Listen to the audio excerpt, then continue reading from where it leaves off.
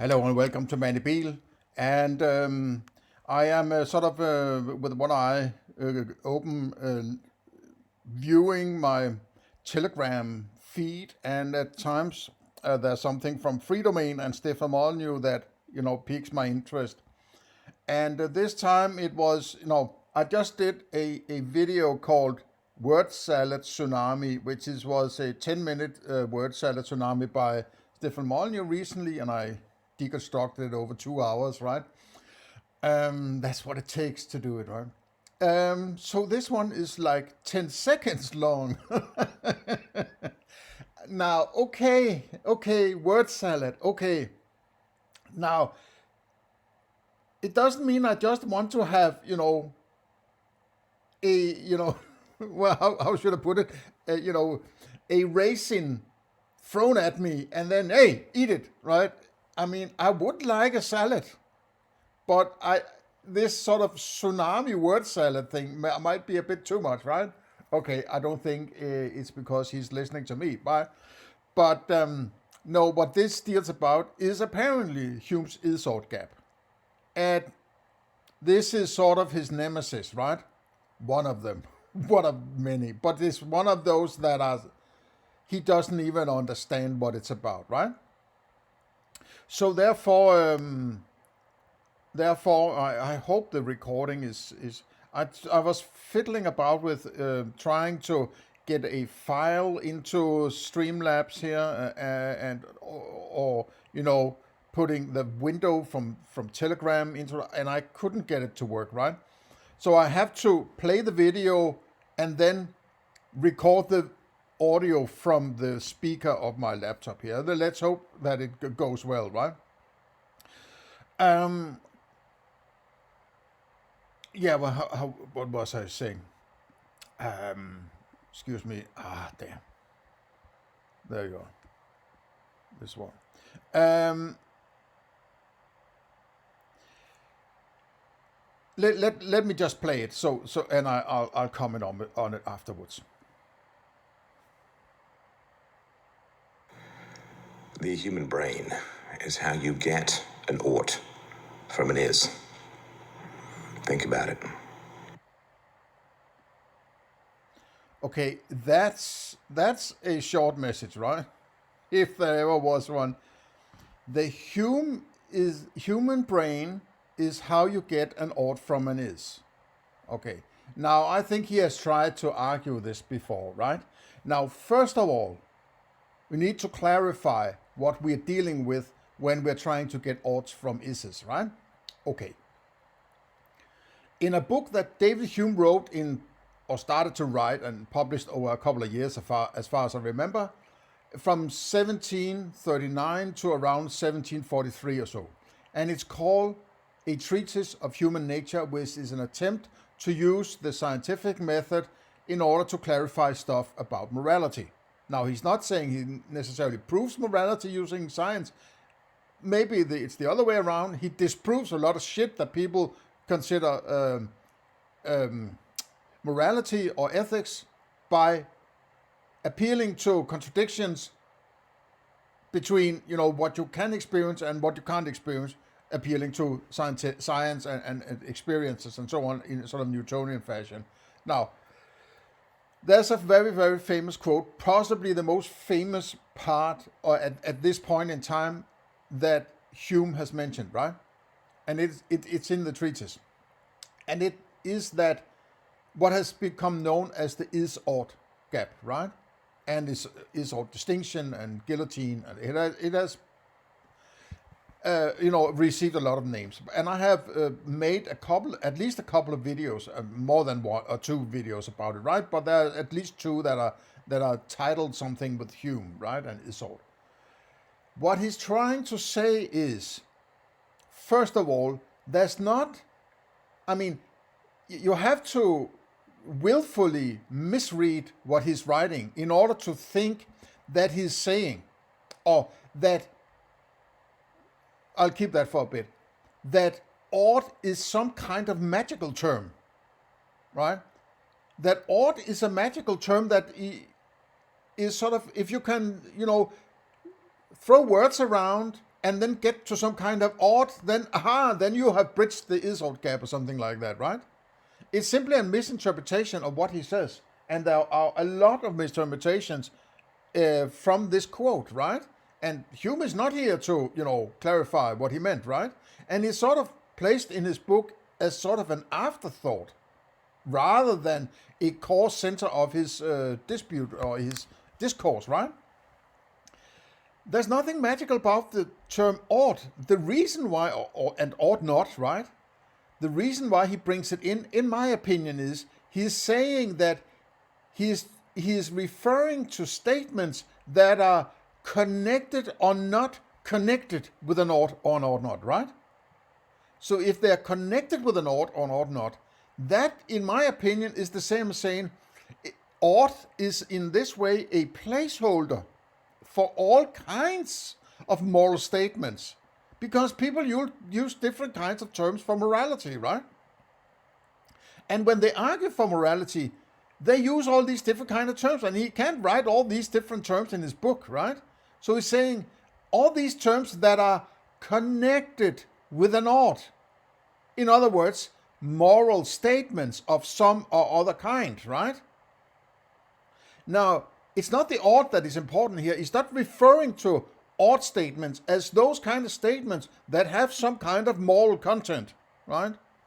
Okay, so what he says is basically that, yes, we have to figure out some kind of morality, but please don't argue this stupid way that all these idiots do, which is they are sort of in some kind of syllogistical manner referring to some kind of object or event in the world, and so all of a sudden, from describing these existences or events, they suddenly jump into start to saying, therefore you should or shouldn't, or some kind of ought statement, right? Now, he says that's not valid, right? If you want to argue for any kind of moral statement, you can't do it that way. You can't just start to say, hey, and therefore ought, right? Therefore you should or shouldn't, right? Where does that moral content arrive from, right? It's not something that is perceptible, as he says, right? Is it something you experience? Did you just pull it out of your ass? Or where did it come from, right? You have to state that according to Hume. Now, for all I care, or, that wouldn't be the right term to use, but I can't tell you that Hume is right or wrong in his correct or incorrect in his assessment of these kinds of statements. But in my opinion, he's right. You can't argue that way. But Hume never said you can't get an ought from an is, right? Some other way than this way, right? You can't just say a lot of is's and then all of a sudden start to say ought, right? To cut it short, to use the is ought terminology, right? You just can't do that. Yeah, you could do it, but you are ridiculous. You're an idiot if you do it that way, right? That's what he says. He's basically saying, oh yeah, and by the way, don't be so stupid that you're arguing this way. You have to do something that is better, right? That's what he says. So basically, Hume doesn't say you can't get an ought from an is, right? You just can't do it that stupid way, right? Maybe he says implicitly that you can't get an ought from an is, or maybe that was what he meant, but that's not what he's saying in the book, in the quote. He says that it's inconceivable how you could do it. But that's not the same as saying it's impossible, right? There's a very clear distinction, right? If you ask me, if you asked, Hume in the 1740s,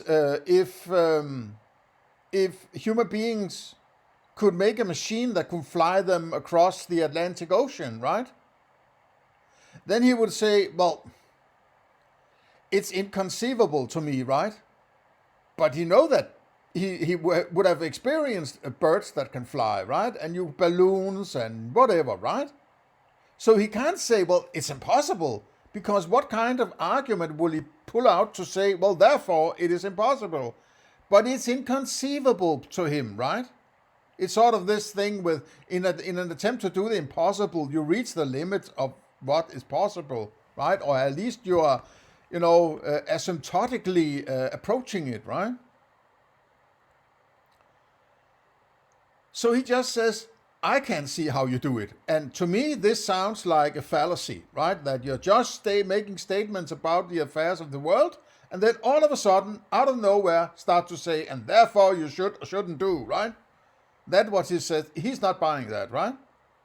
And neither am I. I'm not buying that either, right? So what it has become known as now is that you cannot get an ought from an is, right? But if you cannot get some kind of moral statement based on how things are moving about in the world, then it seems like it's impossible to get anywhere, right? Because the only other place that you can pull that kind of morality from is from your own subjective opinion about things, right? So he feels, possibly, Stefan Molyneux here, that he has to bridge it somehow or another. And the way he does it is to throw around words and say, so now I have juggled these words. So now I can do what I want, sort of, right?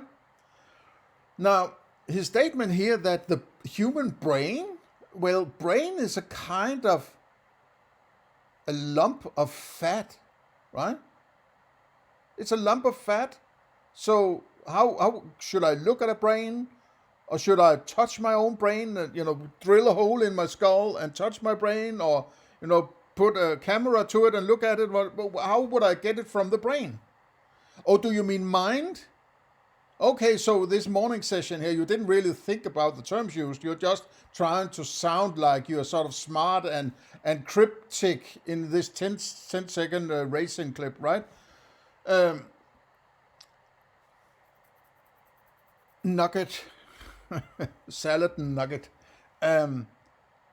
So it's just trying to be cryptic and hoping that people will start to discuss it somewhere on some of his forums or whatever, right? And then he's going to burst in and say, aha, I have the solution. Obey me, right? Something like that. The only thing he has tried to do is, and I'm sort of possibly paraphrasing here, right? He's trying to say, if Hume says you can't get an ought from an is, he's saying you should not get an ought from an is. You ought not get an ought from an is. So he's self-contradicting himself. He's saying you ought not get an ought not. Something like that. You ought not get an ought or something like that, right? So in this way, why the hell did it? Never mind. In this way, he tries to circumvent it using language. But he's working from the misconception about what Hume is saying, thinking that just because people say Hume says you can't get an ought from an is, he's just running with it without actually reading the quote, right? Why the hell don't you just read the fucking quote and try to understand what he's saying, and don't misrepresent him in order to use some kind of sophistry to circumvent him, right? While you at the same time state in your UPP book that you are completely on board with Hume's is or you can't get an ought from an is. So now you're saying you can't get an ought from an is, right? So which one is it then? What the hell happened, right? What happened from you are accepting that you can't get an ought from an is to now apparently from a brain you can get an ought from an is, right? Is it something to do with free will or something like that you're going to, right? Now, I'm not going to try to second guess where he's going, right? I'll just, keep this as the first part in possibly a multiple part, 2 or more series of, him trying to wrestle with David Hume, right? Now, I would advise him to read the fucking quote rather than just running with this sort of short popular sentence, the is-ought gap, right? Or you can't get an ought from an is. So, that's what I have today. See you in the next one.